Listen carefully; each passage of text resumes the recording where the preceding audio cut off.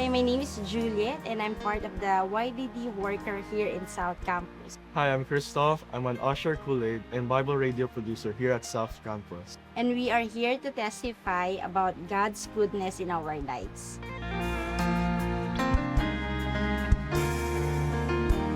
Nakatira kami dati sa Pasay. Ang dati kong trabaho ay quality engineer sa wine industry.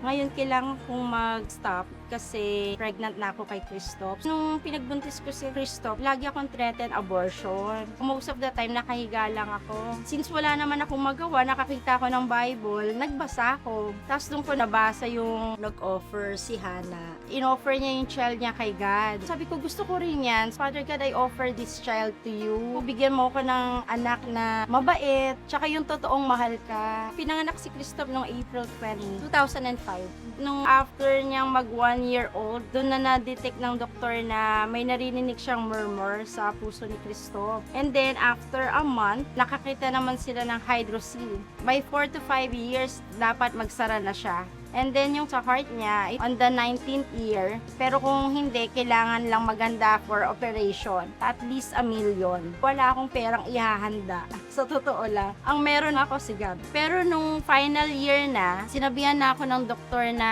there's no hope. Di na magsasara yan. Kailangan na nating operahan siya. Tahimik lang ako nakikinig sa doktor. Pero sa utak ko, don't tell me there's no hope because there's God. When we got home, doon na ako umiyak. Sabi ko, God, although He's the head of the pediatric urologist, tao pa rin po siya, pwede siya magkamali.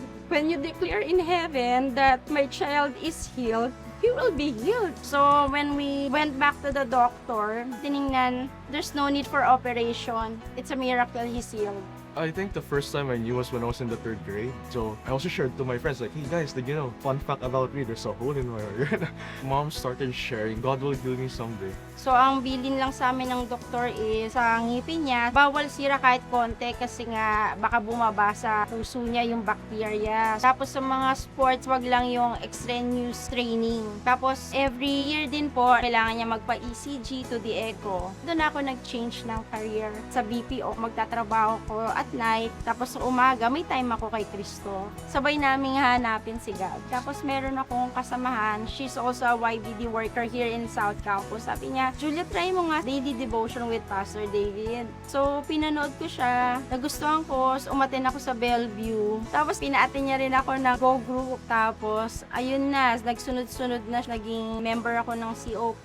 Lagi kong dinadala si Christoph sa harapan. Pag may mga healing event tayo, kahit sino pang pastor yung nasa harapan, iniisip ko na lumalapit kami doon sa throne ni God at may-heal siya. I think the very first time my relationship with God grew was when my tito taught me about tithing. I was like 10 years old and I was saving for a phone and announced yung gift to Jesus.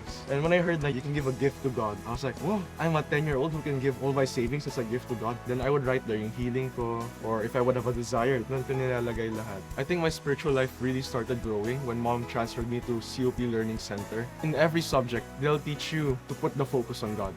Like, when I heard the teaching na, oh, you have to have a ministry to serve God. So I started as dance. I transferred to hosting for Tomas segments in Destin. I also joined Bible radio, and then I joined Kool-Aids. And then, just like last year lang, I joined Ushers. But there was a point in time wherein sinabi ng cardio niya na dapat on the 19th year, magsara na yung hole sa puso ni Christoph, or else i-refer ko na kayo sa adult cardiologist. So, nung mga panahon na yon, sabi ko, Father God, iisa ko lang kasing anak si Cristo. Wala naman siya magiging katuwang sa buhay. Pag tinawag mo na ako sa heaven, pagalingin niya na po siya. Total, I've been asking this for 19 years. I hope you understand. Nag-iisa ko lang kasing anak si Cristo. And I want him to be healed. So, yun nga po, nung dinala na namin siya sa cardiologist niya last May of 2024.